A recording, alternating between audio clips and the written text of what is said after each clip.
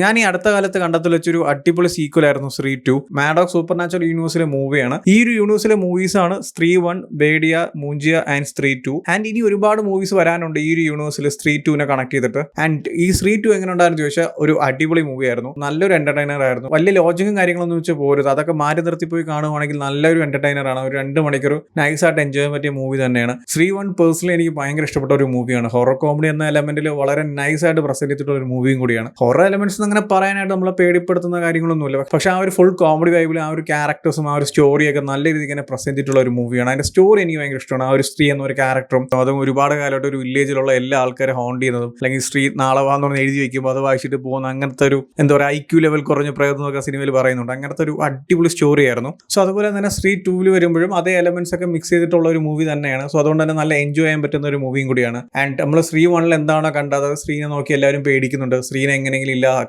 So അങ്ങനെ ഇരുന്നിട്ട് second പാർട്ടിലോട്ട് വരുമ്പോൾ അതേ സ്ത്രീയാണ് ഈ നാട് തന്നെ രക്ഷിക്കുന്ന ഒരു സൂപ്പർ ഹീറോ ആയിട്ട് മാറുന്നത്. അതെങ്ങനെയാണെന്ന് ചോദിച്ചപ്പോൾ ഫസ്റ്റ് പാർട്ടിലെ സ്ത്രീ പോയി കഴിഞ്ഞല്ലോ. സോ പോയതിന് ശേഷം പിന്നീട് നടക്കുന്ന കുറച്ച് ഇവന്റ്സ് ആണ് സിനിമ സംസാരിക്കുന്നത്. ഞാൻ സ്റ്റോറി അധികം ഡീറ്റെയിൽ ആയിട്ടൊന്നും പറയുന്നില്ല. നല്ലൊരു പ്ലോട്ടാണ്, അതിന് അടിപൊളിയായിട്ട് തന്നെ അവർ മേക്ക് ചെയ്ത് വെച്ചിട്ടുണ്ട്. ആൻഡ് ഇതിൽ ക്രോസ് ഓവർ ആയിട്ട് വന്ന വരുന്നവന്റെ ബേഡിയ അതൊക്കെ അടിപൊളിയായിരുന്നു. ആ എലമെന്റിനെ കൊണ്ടുവന്നതും അതായത് അനാവശ്യമായിട്ടല്ല, ചുമ്മാ ഒരു ക്യാമിയോ അതേ യൂണിവേഴ്സിലുള്ള മൂവിയാണ് അതുകൊണ്ട് ഒരു ക്യാമിയോ നടത്തിക്കളയാം അങ്ങനെയല്ല. പ്രോപ്പറായിട്ട് എന്താണോ എവിടെയാണ് ആവശ്യം അതുപോലെ തന്നെ കൊണ്ടുവന്നിട്ടുണ്ട്. അതുപോലെ തന്നെ ഈ സിനിമയിലെ എല്ലാ എലമെന്റ്സും അതിന്റെ പ്ലേസ്മെന്റും അതിന്റെ ഒരു പ്രോപ്പർ ആയിട്ടുള്ള യൂസ് ഒക്കെ നോക്കിയിട്ടാണ് ആ ഒരു എൻ്റെയർ മൂവിയിൽ അത് മേക്ക് ചെയ്തിരിക്കുന്നത്. ഫോർ എക്സാമ്പിൾ പറയുകയാണെങ്കിൽ തമന്നയുടെ ഒരു ഐറ്റം ഡാൻസ് ഉണ്ട്. ഓക്കെ, ചുമ്മാ ഒരു ഐറ്റം ഡാൻസ് വെക്കാന്നല്ല, ആ ഒരു ഐറ്റം ഡാൻസിന് ആ ഒരു എൻ്റെയർ മൂവിൽ പ്രോപ്പർ ആയിട്ടുള്ള ഒരു ആവശ്യം ഉണ്ടായിരുന്നു. അത് അടിപൊളിയായിട്ട് തന്നെ പ്ലേസ് ചെയ്തിട്ടുണ്ട്. സോ അങ്ങനത്തെ ഒരുപാട് നൈസ് ആയിട്ടുള്ള എലമെന്റ്സ് ഈ സിനിമയിലുണ്ട്. ഹൊറർ ആയിട്ട് വലിയ കാര്യങ്ങളൊന്നുമില്ല. നമ്മൾ ഫസ്റ്റ് പാർട്ടിൽ എങ്ങനെയാണ് ആ ഒരു സിനിമ എക്സ്പീരിയൻസ് ചെയ്ത് അതുപോലെ തന്നെ ആ ഒരു ഹൊറർ കോമഡി എലമെന്റിൽ തന്നെ സിനിമ സംസാരിച്ച് പോകുന്നുണ്ട്. ആൻഡ് ഇതിലോട്ട് വരുമ്പോഴും ഇതിന്റെ ഒരു സ്റ്റോറിയും അതായത് ഫസ്റ്റ് പാർട്ടിനെ കണക്ട് ചെയ്തിട്ടുള്ള കാര്യങ്ങളൊക്കെ കുറച്ച് അടിപൊളിയായിരുന്നു. എസ്പെഷ്യലി ക്ലൈമാക്സ് കേട്ടോ, എനിക്ക് ഭയങ്കര ഇഷ്ടപ്പെട്ടു. ഒരു കിഡിലൻ ക്ലൈമാക്സ് ആയിരുന്നു. ക്രോസ് ഓവറും ക്യാരക്ടേഴ്സും അവരുടെ ഒരു സൂപ്പർ ഹീറോ പവറും എല്ലാം പൊളിയായിരുന്നു. ആ ഒരു ക്ലൈമാക്സ് വാസ് ലൈക്ക് അടിപൊളിയായിരുന്നു. ആൻഡ് എടുത്തു പറയേണ്ട കാര്യം ഇതിലെ ക്യാരക്ടേഴ്സിന്റെ പെർഫോമൻസ് തന്നെയാണ്. അടിപൊളിയായിട്ട് എല്ലാവരും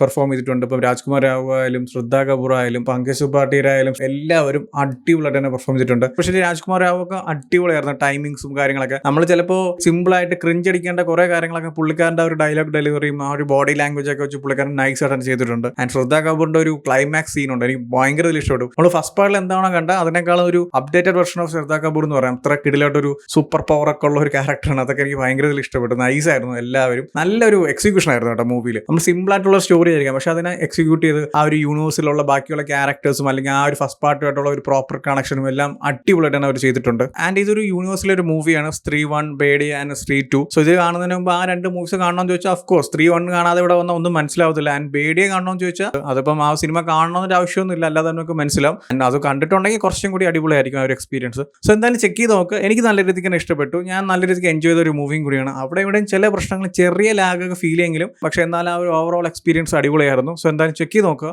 ഓൾറെഡി ഈ ഒരു മൂവി കണ്ടിട്ടുള്ളവരാണെങ്കിൽ നിങ്ങളുടെ ഒപ്പീനിയൻസ് എന്താണെന്ന് വെച്ചാൽ കമന്റ് ചെയ്യൂ. വീഡിയോ ഇഷ്ടപ്പെട്ടാൽ ലൈക്ക് ചെയ്യൂ, ഷെയർ ചെയ്യൂ. ഇതുപോലത്തെ കൂടുതൽ വീഡിയോസിനായി ചാനൽ സബ്സ്ക്രൈബ് ചെയ്യൂ. Thank you so much.